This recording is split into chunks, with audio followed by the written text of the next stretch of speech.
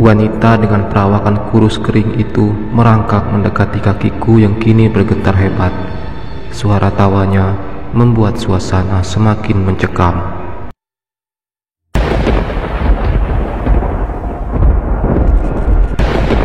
Suara petir akhirnya membuatku kembali tersadar dan bisa menggerakkan kaki ini kembali. Aku mulai berjalan cepat menuju jalan setapak. Sudah tak kupedulikan lagi di mana keberadaan Mas Herman. Bahkan sekantong bakso yang sejak tadi aku idam-idamkan kini tak lagi kupedulikan. Yang kupikirkan saat ini hanya menjauh dari rumah itu dan terbebas dari kejaran wanita kurus kering yang mengerikan. Aku berlari tunggang langgang di bawah guyuran hujan yang begitu deras dengan jalan setapak yang licin. Tak lupa ku pegang erat-erat perut buncit yang kini terasa kencang dan sakit. Setiap kali aku menoleh ke belakang, wanita itu selalu berada tak jauh di belakangku. Padahal jelas-jelas dia berdiam diri tanpa merangkak atau berlari sedikit pun. Entah kenapa rasanya rumahku tak kunjung terlihat, padahal aku sudah berlari sekencang yang ku bisa. Tolong, tolong, tolong, aku berteriak histeris, berharap ada seseorang yang bisa kumintai pertolongan, walaupun ku sadar jika aku berada di hutan yang jauh dari pemukiman warga. Kakiku tak sengaja terpeleset akar pohon hingga aku jatuh tersungkur. Kulihat wanita itu berada di belakangku sembari menyeringai, "Pergi, pergi kamu, biarkan saya pulang."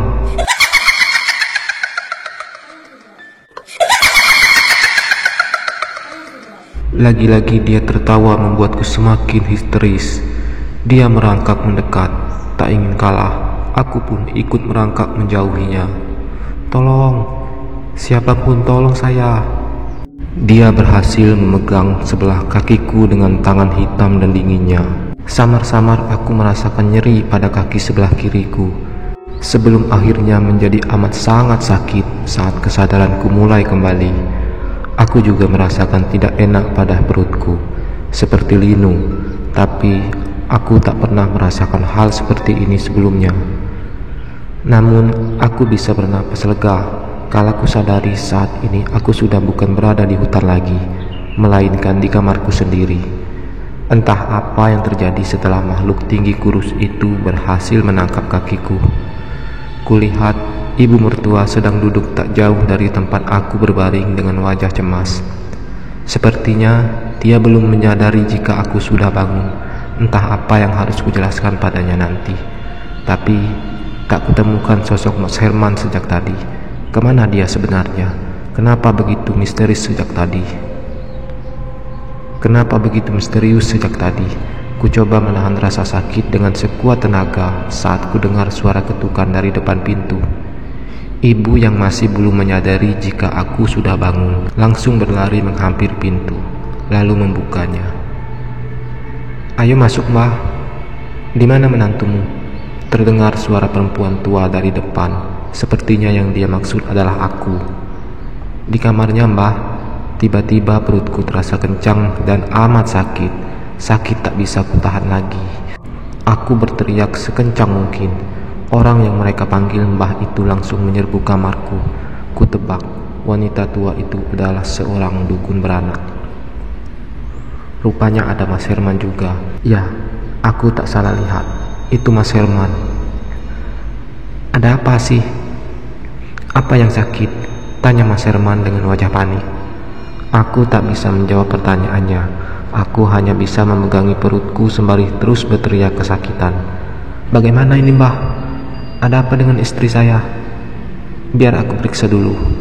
Wanita tua itu mendekat dengan fokus yang terus mengarah ke perutku. Perlahan dia mengarahkan tangannya ke perutku dengan mulut yang tak berhenti komat-kamit. Entah apa yang dia baca, aku pun tak mengerti. Tapi saat tangannya menyentuh perut, aku merasakan sakit yang luar biasa, bahkan lebih sakit daripada sebelumnya. Aku kembali histeris sembari menjauhkan tangannya dari perutku. Wanita itu pun sontak langsung menjauhkan tangannya. Jujur saja, aku takut janinku kenapa-napa. "Aneh," gumamnya dengan wajah keheranan. Dia kembali menyentuh perutku. dan rasa sakit yang sama kembali hadir. "Apa yang terjadi pada istrimu sebelumnya?"